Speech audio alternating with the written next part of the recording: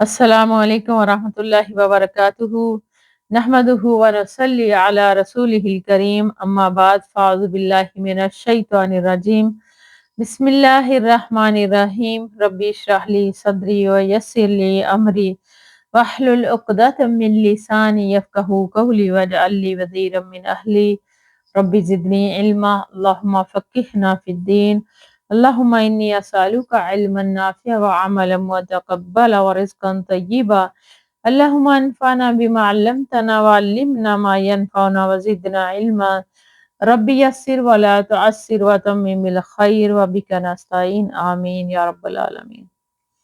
والدین کے ساتھ حسن سلوک اور رشتہ داروں سے صلہ رحمی کرنے کا بیان۔ قال اللہ تعالی وَاعْبُدُوا اللَّهَ وَلَا تُشْرِكُوا بِهِ شَيْئًا وَبِالْوَالِدَيْنِ إِحْسَانًا وَبِذِي الْقُرْبَى وَالْيَتَامَى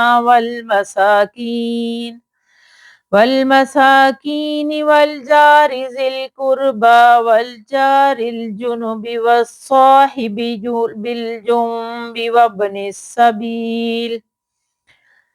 والصاحب بالجنب وابن السبيل وما ملكت ایمانکم۔ اللہ سبحانہ تعالیٰ نے ارشاد فرمایا تم اللہ کی عبادت کرو، اس کے ساتھ کسی کو شریک مت ٹھہراؤ، اور والدین کے ساتھ نیک سلوک کرو، نیز رشتہ داروں، یتیموں، مسکینوں، رشتہ دار یا قریبی پڑوسی اور اجنبی یا دور کے پڑوسی اور پہلو کے ساتھی، ساتھ بیٹھنے والے مسافر، اپنے مملوک غلام باندیوں کے ساتھ اچھا برتاؤ کرو۔ وقال اللہ تعالی وَاتَّقُوا اللَّهَ الَّذِي تَسَاءَلُونَ بِهِ وَالْأَرْحَامَ۔ وقال اللہ تعالی وَالَّذِينَ يَصِلُونَ مَا أَمَرَ اللَّهُ بِهِ أَن يُوصَلَ۔ وقال اللہ تعالی وَوَصَّيْنَا الْإِنسَانَ بِوَالِدَيْهِ حُسْنًا۔ اور اللہ سبحانہ تعالیٰ نے ارشاد فرمایا اور ڈرو اللہ سے جس کے واسطے تم ایک دوسرے سے سوال کرتے ہو، اور ڈرو قرابت مندیوں کے توڑنے سے، اور فرمایا اور وہ لوگ جو ملاتے ہیں انہیں جنہیں ملانے کا حکم دیا یعنی صلہ رحمی کرتے ہیں، اور فرمایا ہم نے انسان کو اپنے والدین کے ساتھ احسان کرنے کی تاکید فرمائی۔ وقال اللہ تعالی وَقَضَىٰ رَبُّكَ أَلَّا تَعْبُدُوا إِلَّا إِيَّاهُ وَبِالْوَالِدَيْنِ إِحْسَانًا إِمَّا يَبْلُغَنَّ عندك الكبر أحدهما أو كلاهما فلا تقل لهما أف ولا تنهرهما وقل لهما قولا كريما واخفض لهما جناح الذل من الرحمة وقل رب ارحمهما كما ربياني صغيرا۔ اور فرمایا اللہ سبحانہ تعالیٰ نے تیرے رب نے فیصلہ کر دیا کہ عبادت صرف ایک رب کی کرو، اور ماں باپ کے ساتھ اچھا سلوک کرو۔ اگر ان میں سے ایک یا دونوں ہی تمہاری موجودگی میں بڑھاپے کو پہنچ جائیں تو انہیں اف یعنی اوہ تک مت کہو اور نہ انہیں ڈانٹو، اور ہمیشہ ان دونوں سے ادب کی بات کہو اور ان کے سامنے عاجزی کے بازو جھکا دو نیاز مندی سے، اور ان کے لیے کہو یہ دعا کرو اے رب ان پر رحم فرما جس طرح بچپن میں انہوں نے پیار و محبت سے مجھے پالا۔ وقال اللہ تعالی وَوَصَّيْنَا الْإِنسَانَ بِوَالِدَيْهِ حَمَلَتْهُ أُمُّهُ وَهْنًا عَلَى وَهْنٍ وَفِصَالُهُ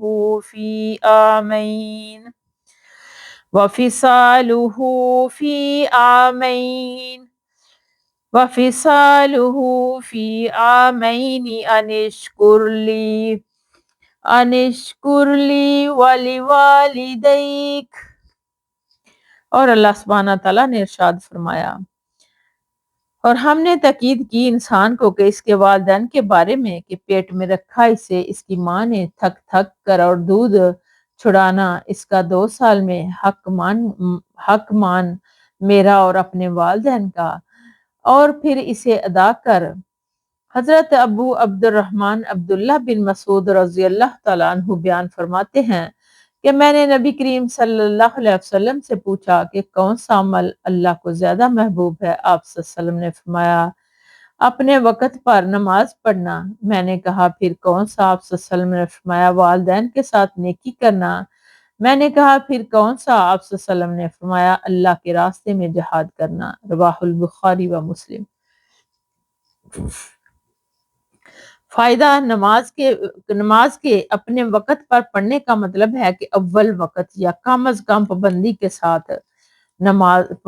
ساتھ اسے وقت پر پڑھنا، یہ نہیں کہ کاروباری اور دیگر دنیاوی مصروفیات میں اسے تاخیر سے یا بے وقت پڑھنا۔ نماز اور جہاد افضل ترین اعمال میں سے ہے۔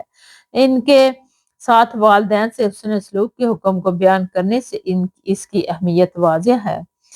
حضرت ابو ہریرہ رضی اللہ تعالیٰ عنہ سے روایت ہے کہ رسول اللہ صلی اللہ علیہ وآلہ وسلم نے فرمایا کوئی اولاد اپنے والد کے احسان کا بدلہ نہیں چکا سکتی مگر یہ کہ وہ اپنے باپ کو غلام پائے اور وہ اسے خرید کر آزاد کر دے۔ رواہ المسلم۔ فائدہ اس حدیث سے والدین کی عظمت اور ان کے حقوق کی اہمیت واضح ہے۔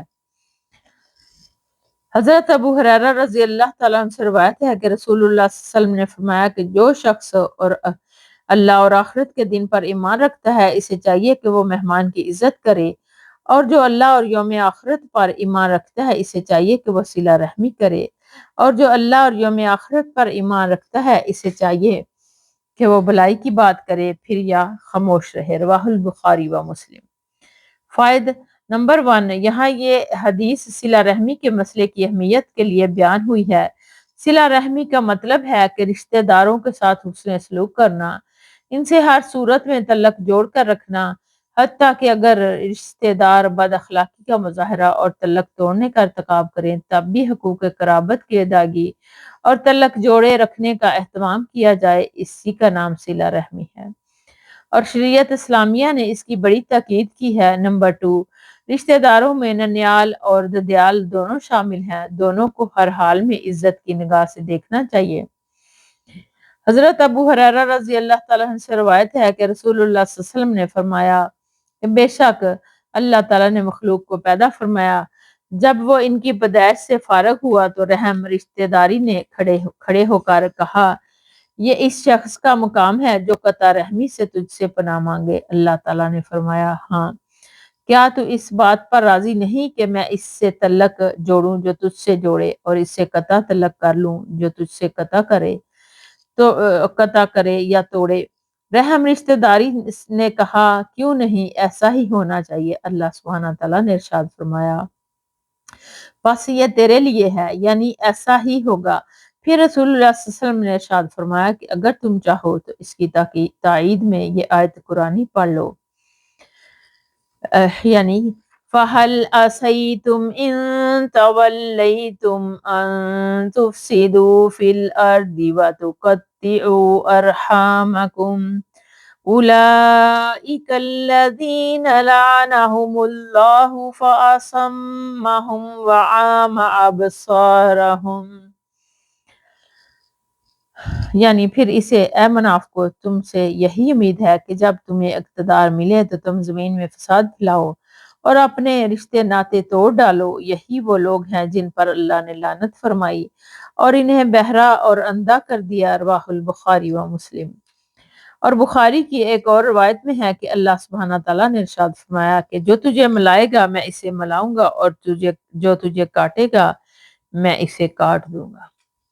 فائدہ اس سے بھی صلہ رحمی کی تائید ہے، واضح ہے کہ یہ عمل اللہ سے خصوصی ربط و تعلق کا ذریعہ ہے، اور قطع رحمی یعنی رشتہ داروں کے حقوق کی ادائیگی سے انکار اور اسے تعلق برقرار رکھنے سے اراض اللہ کی ناراضی اس کے غضب کا باعث ہے۔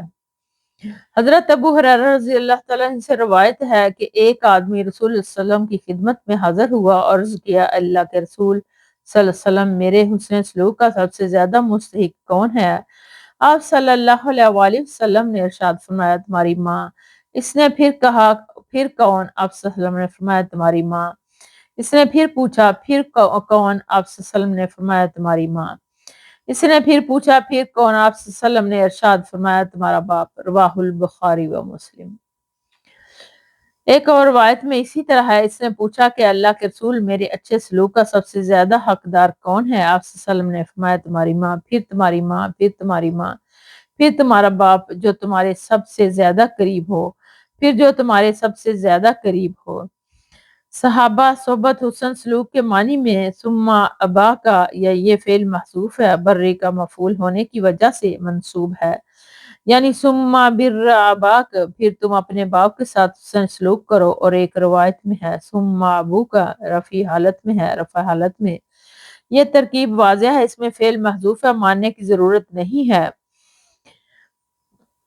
فائدہ، اس میں باپ کے مقابلے میں ماں کا حق مقدم اور 3 گنا زیادہ بتلایا گیا، اور اس کی وجہ تو مرد مقابلے میں عورت کا ضعف اور اس کا زیادہ ضرورت مند ہونا ہے۔ دوسری وجہ یہ کہ 3 تکلیفیں ایسی ہیں جو صرف ماں اولاد کے لیے برداشت کرتی ہے، باپ اس میں شریک نہیں ہوتا۔ نمبر 1، 9 مہینے تک حمل کی تکلیف، پھر زچگی کی تکلیف جس میں عورت کو موت و حیات کی کشمکش جاں گداز رمز مرحلے سے گزرنا پڑتا ہے، پھر 2 سال تک رضاعت دودھ پلانے کی وجہ سے جس میں اس کی راتوں کی نیند بھی خراب ہوتی ہے، اس کا حسن اور صحت بھی متاثر ہوتی ہے، اور بچے کے آرام و راحت کے لیے بعض دفعہ خوراک بھی احتیاط اور پرہیز کی ضروریات پیش آتی ہے۔ بے شک سبحان اللہ، اللہ سبحانہ تعالیٰ کے اصول بہت پیارے ہیں۔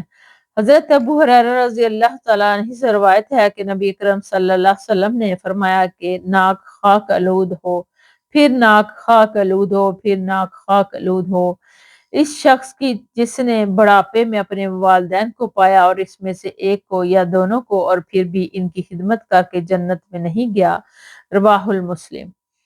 فائدہ نمبر 1، رعامن یعنی مٹی کو کہتے ہیں، ناک کا خاک آلود ہونا کنایا یہ ذلت سے ہے، گویا کہ اس کی ناک مٹی میں مل گئی، اس میں ایسے بد نصیب کے لیے بد دعا ہے، اس کے انجام بد کی خبر ہے کہ جو اپنے والدین کے ساتھ حسن سلوک اور اس کی خدمت کر کے اپنے رب کو راضی نہیں کرتا۔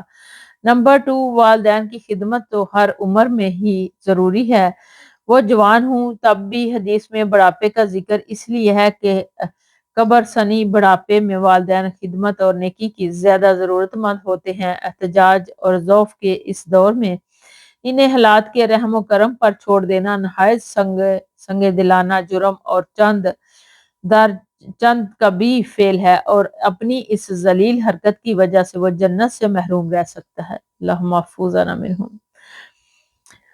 حضرت ابو ہریرہ رضی اللہ تعالیٰ عنہ سے روایت ہے کہ ایک آدمی نے کہا، اللہ کے رسول صلی اللہ علیہ وسلم میرے کچھ رشتہ دار ہیں، میں ان سے صلہ رحمی کرتا ہوں اور مجھ سے قطع طلب کرتے ہیں، ان میں اچھا سلوک کرتا ہوں اور مجھ سے برا سلوک کرتے ہیں، میں ان سے تحمل اور بردباری سے پیش آتا ہوں اور وہ میرے ساتھ نادانی سے پیش آتے ہیں۔ آپ صلی اللہ علیہ وسلم نے ارشاد فرمایا، اگر تو ایسا ہی ہے جیسا کہ تو نے کہا ہے تو گویا کہ ان کے منہ میں گرم راکھ ڈال رہا ہے، اور ان کے مقابلے میں تیرے ساتھ ہمیشہ اللہ کی طرف سے ایک مددگار رہے گا جب تک تیرا رویہ یہی رہے گا۔ رواہ المسلم۔ فائدہ نمبر 1، رشتہ دار کی بدسلوکی یا قطع رحمی دوسرے رشتہ دار کی بدسلوکی اور قطع رحمی کے لیے وجہ جواز نہیں، کیونکہ رشتہ داروں کی بدسلوکی کے باوجود اسے حسن سلوکی کی تاکید ہے۔ نمبر 2، ہر حال میں حسن سلوک کرنے والا اللہ کے ہاں نہایت معزز مکرم ہے، اور اللہ تعالیٰ اس کے لیے آسمانوں سے مددگار نازل فرماتا ہے۔ نمبر 3، قطع رحمی کا انجام گرم راکھ کے کھانے کے انجام بد کی طرح نہایت برا ہے۔ اللہ محفوظنا منہم۔ آمین یا رب العالمین۔ حضرت انس رضی اللہ تعالیٰ عنہ سے روایت ہے کہ رسول اللہ صلی اللہ علیہ وسلم نے فرمایا کہ جس شخص کو یہ بات پسند ہے کہ اس کی روزی میں فراغی اور اس کی عمر میں تاخیر یعنی اضافہ کیا جائے تو اسے چاہیے کہ وہ صلہ رحمی کرے۔ بخاری و مسلم۔ فائدہ، صلہ رحمی کے اخروی اجر و ثواب کے علاوہ یہ 2 بڑے فائدے ہیں جو انسان کو حاصل ہوتے ہیں۔ رزق میں اضافے سے مراد یا تو فی الواقع مقدار میں زیادتی ہے تو اللہ تعالیٰ کی طرف سے کر دی جاتی ہے، یا پھر مراد اس کے رزق میں برکت ہے۔ اسی طرح عمر کی زیادت کا مسئلہ ہے، یا تو یہ حقیقی طور پر زائد کر دی جاتی ہے یا اس سے بھی اس کی عمر میں برکت مراد ہے، یعنی اس کی زندگی باہر پہلو فوائد سے لبریز ہو جاتی ہے۔ حضرت انس رضی اللہ تعالیٰ عنہ سے روایت ہے کہ حضرت ابو طلحہ رضی اللہ تعالیٰ انصار مدینہ میں کھجور کے باغات کے اعتبار سے سب سے زیادہ مالدار تھے، اور انہیں اپنے مالوں میں سے سب سے زیادہ پسندیدہ بیرہا نامی باغ تھا، یہ مسجد نبی کے سامنے تھا۔ نبی صلی اللہ علیہ وسلم نے اس میں تشریف لاتے اور باغ میں موجود پاکیزہ پانی نوش فرماتے۔ چنانچہ جب یہ آیت لن تنالوا البر حتی تنفقوا مما تحبون نازل ہوئی تو ابو طلحہ رسول اللہ صلی اللہ علیہ وسلم کی خدمت میں حاضر ہوئے اور عرض کیا، اللہ کے رسول صلی اللہ علیہ وسلم، آپ پر یہ آیت نازل فرمائی اللہ تعالیٰ نے تو تم ہرگز نیکی کو نہیں پہنچ سکو گے جب تک کہ تم اپنی پسندیدہ چیزیں اللہ کی راہ میں خرچ نہیں کرو گے، اور مجھے اپنے مالوں میں سب سے زیادہ محبوب بیرہ باغ ہے، میں اسے اللہ کی راہ میں کے لیے صدقہ کرتا ہوں، میں اللہ سے اس کے اجر کی اور اس کے پاس اس کی ذخیرہ ہونے کی امید رکھتا ہوں۔ چنانچہ جہاں اللہ آپ کو سمجھائے اسے اپنے تصرف میں لائیں۔ رسول اللہ صلی اللہ علیہ وسلم نے فرمایا، واہ واہ، یہ تو بڑا نفع بخش مال ہے، یہ تو بڑا نفع بخش مال ہے، تم نے تو جو کچھ کہا ہے میں نے سن لیا ہے، میری رائے یہ ہے کہ تم اسے اپنے قرابت داروں میں تقسیم کر دو۔ حضرت ابو طلحہ رضی اللہ تعالیٰ عنہ نے فرمایا کہ ٹھیک ہے اے اللہ کے رسول صلی اللہ علیہ وسلم، میں ایسا ہی کروں گا۔ چنانچہ انہوں نے اسے اپنے رشتہ داروں اور چچا زاد بھائیوں میں تقسیم کر دیا۔ رواہ البخاری و مسلم۔ فائدہ اس سے واضح ہوا کہ اللہ کی راہ میں صدقہ خیرات کرتے وقت پہلے اپنے قریبی رشتہ داروں کو دیکھا جائے گا، اور وہ مستحق امداد ہوں تو ان کی امداد کی جائے گی، اس کے بعد اگر کچھ بچے تو دوسروں پر صدقہ کیا جائے۔ اس کے برعکس درست نہیں کہ دوسروں کو ہر طرح کا مفاد پہنچایا جائے مگر اپنے محروم رہیں، بہر صورت انہیں مقدم رکھنا چاہیے۔ حضرت عبداللہ بن عمر بن عاص رضی اللہ تعالیٰ عنہ بیان کرتے ہیں کہ ایک آدمی نبی کریم صلی اللہ علیہ وسلم کے پاس آیا اور عرض کیا کہ میں آپ سے ہجرت اور جہاد پر بیعت کرتا ہوں اور اللہ سے اجر کا طالب ہوں۔ آپ صلی اللہ علیہ وسلم نے پوچھا، تیرے ماں باپ میں سے کوئی زندہ ہے؟ اس نے جواب دیا، ہاں، بلکہ دونوں ہی زندہ ہیں۔ آپ صلی اللہ علیہ وسلم نے اس سے پوچھا کہ کیا تو واقعی اللہ سے اجر کا طالب ہے؟ اس نے کہا، ہاں۔ آپ صلی اللہ علیہ وسلم نے فرمایا، پھر تو اپنے والدین کے پاس لوٹ جا اور ان کی اچھی طرح خدمت کر۔ رواہ البخاری و مسلم۔ اور یہ الفاظ صحیح مسلم کے ہیں۔ صحیح بخاری اور صحیح مسلم کی ایک اور روایت میں ہے کہ ایک آدمی آیا اور اس نے آپ صلی اللہ علیہ وسلم سے جہاد میں جانے کی اجازت طلب کی، اور آپ صلی اللہ علیہ وسلم نے اس سے پوچھا کہ کیا تیرے ماں باپ زندہ ہیں؟ اس نے جواب دیا، ہاں۔ آپ صلی اللہ علیہ وسلم نے فرمایا کہ چنانچہ تو انہی کی خدمت میں کوشش کر۔ فائدہ نمبر 1، جہاد عام حالات میں فرض کفایہ ہے، یعنی مسلمانوں کی پوری آبادی میں سے حسب ضرورت کچھ لوگ جہاد میں حصہ لے تو سب کی طرف سے جہاد کا فرض ادا ہو جائے گا۔ اس صورت میں جہاد میں حصہ لینے کے لیے والدین کی اجازت ضروری ہے، کیونکہ ان کی خدمت فرض عین ہے۔ فرض کفایہ کی ادائیگی کے لیے فرض عین کو چھوڑنا جائز نہیں۔ حدیث میں اسی صورت کا بیان ہے۔ نمبر 2، بعض مخصوص حالات میں جہاد فرض عین ہو جاتا ہے، اس وقت والدین کی اجازت ضروری نہیں، کیونکہ اس وقت ہر شخص کے لیے جہاد میں حصہ لینا ناگزیر ہوتا ہے، خصوصاً اس وقت جب دشمن حد سے بڑھ جائے اور نظریاتی اور ملکی سرحدوں پر حملہ آور ہو۔ حضرت عبداللہ بن عمر رضی اللہ تعالیٰ عنہ سے روایت ہے کہ نبی کریم صلی اللہ علیہ وآلہ وسلم نے ارشاد فرمایا کہ وہ شخص صلہ رحمی کرنے والا نہیں جو کسی رشتہ دار کے ساتھ احسان کے بدلے میں احسان کرتا ہے، بلکہ اصل صلہ رحمی کرنے والا وہ ہے جب اس سے قطع رحمی یا بدسلوکی وغیرہ کی جائے تو وہ صلہ رحمی حسن سلوک کرے۔ رواہ البخاری۔ فائدہ، اس حدیث سے صلہ رحمی کی حقیقی تقاضے واضح ہوتے ہیں۔ جو رشتہ دار ادب و احترام سے پیش آئیں اور آپ کے ساتھ اچھا سلوک کریں، ظاہر بات ہے کہ آپ بھی ان کے ساتھ ایسا ہی معاملہ کریں گے، لیکن یہ صلہ رحمی نہیں ہے۔ احسان کے لیے بدلے احسان، اس کے برعکس آپ کا ایک قریبی رشتہ دار بد اخلاق ہے، آپ سے بدسلوکی کرتا ہے اور آپ سے تعلق توڑنے پر تلا رہتا ہے، جیسا کہ جہالت کے یہ مظاہرے ہمارے معاشرے میں عام ہیں۔ لیکن آپ صبر و تحمل و عفو درگزر سے کام لیتے ہیں، بدسلوکی کا جواب حسن سلوک سے دیتے ہیں، تلک کی کوششوں کے مقابلے میں تلک برقرار رکھتے ہیں۔ یہ ہے اصل صلہ رحمی جس کا تقاضا اسلام کرتا ہے۔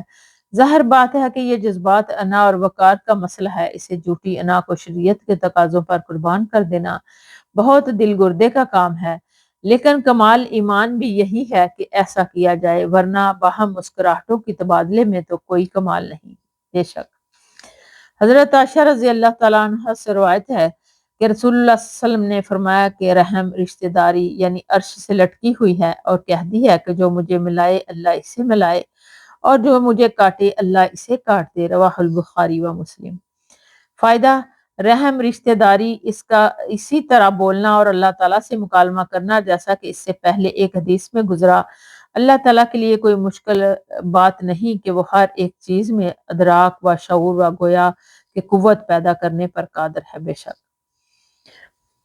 ام المومنین حضرت میمونہ بنت حارث رضی اللہ تعالیٰ عنہ سے روایت ہے کہ انہوں نے ایک لونڈی آزاد کر دی اور نبی کریم صلی اللہ علیہ وسلم سے اس کی اجازت نہیں لی۔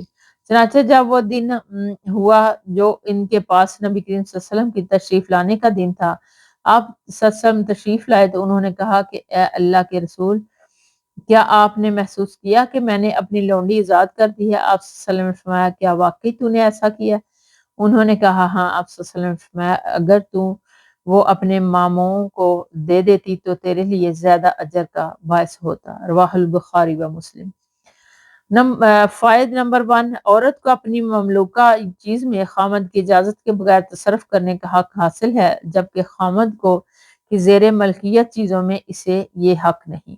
نمبر 2، ضرورت مند رشتہ دار پر صدقہ کرنا غلام آزاد کرنے سے بھی زیادہ فضیلت والا عمل ہے، کیونکہ آزادی صرف صدقہ ہے جبکہ قرابت دار کو صدقہ دینے میں صدقے کو ثواب کے ساتھ صلہ رحمی کا ثواب بھی ملے گا۔